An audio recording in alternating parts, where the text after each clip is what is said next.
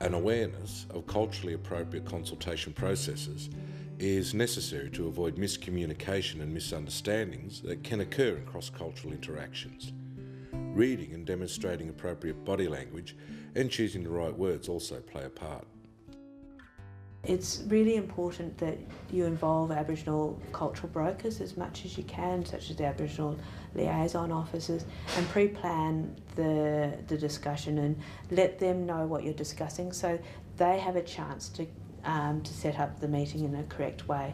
They'll know a lot of the cultural things that are important more than you do. If you've got a lot of Aboriginal people that might have been treated quite roughly by white people or the system in the past, they'll be a little bit more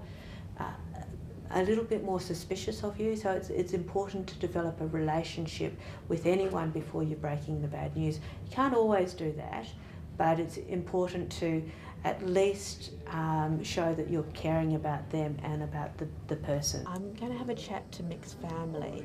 What I want to let them know is that his pneumonia is actually really serious. I'm a liaison officer interpreter. I do a lot of interpreting for the doctors and nurses.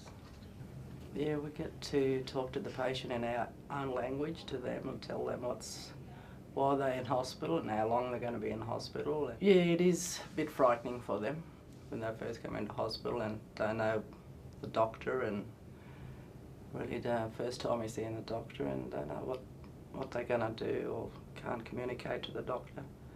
Trust and relationships are paramount with Aboriginal people, as they are with other people as well, but particularly in this setting where the relationships are part of health. Having strong, positive relationships equals health. And so in this setting where medical officers are dealing with a particular health issue, the relationship is part of that management as well. Cultural safety is a philosophy that it's about how you do things, not what you do. And it's a consideration of the colonising history. It's about decolonising practice and making sure that people feel safe to enter a Western healthcare service. It's about reflecting on practice and putting the onus for change onto the health professional, not onto the clients all the time. First time they've been in hospital here, because they live out bush and they've come here and it's a different environment from where they live, and seeing a doctor here. A lot of patients, they toll. They take their own leave because they don't understand what the doctor's talking about. So they sort of get frightened and take their own leave.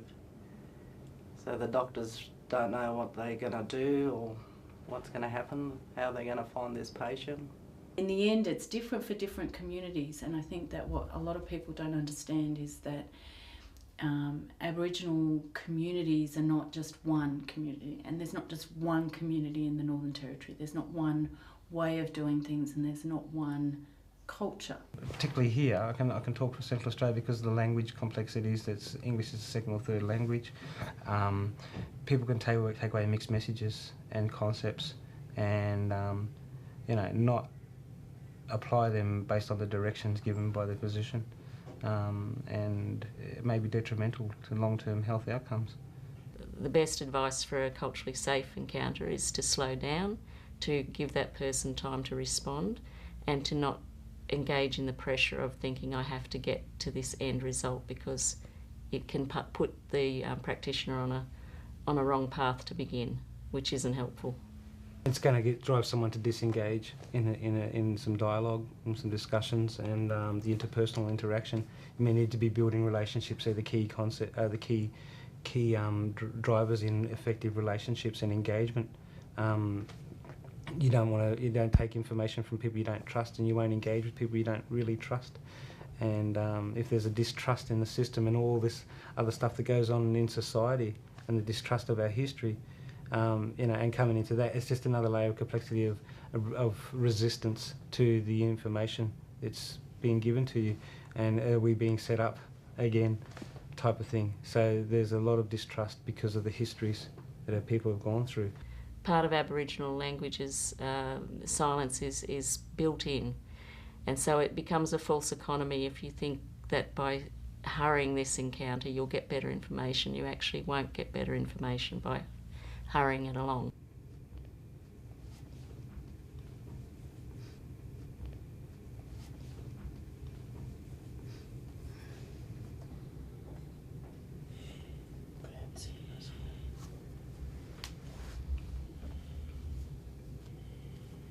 We're very uncomfortable in our culture with silence.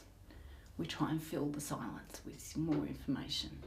So when you say, are there any questions, and there's silence, often doctors feel like they need to keep talking. So what I really meant was da da da da, and they keep giving more information and more in-depth explanation, when in fact all the Aboriginal people want is for you to be quiet while they just think about and digest it.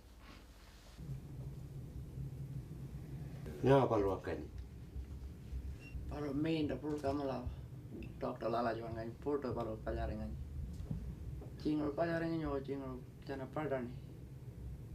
Nyago badnya X-ray ka.